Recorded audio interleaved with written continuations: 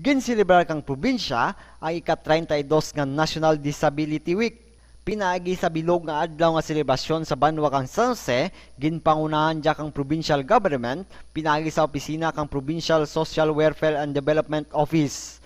Nangin dinapit man nga bisita si Lydia Bagolgol, representante kang Department of Social Welfare Office, Regional Office 6.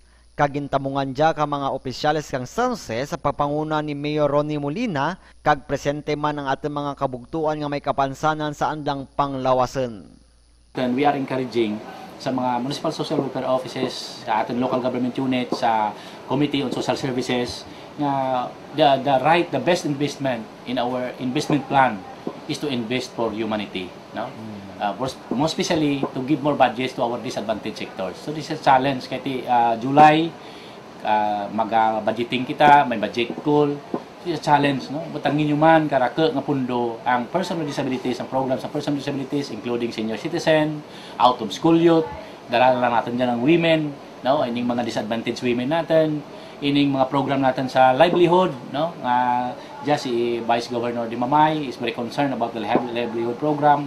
Isidlan natin dyan ang mga sektor sa mga budgets because we do believe nga maka-take off kita sa probinsya with the help of our new leadership, no? Nga nakita natin we are very cooperative enough because of one objective.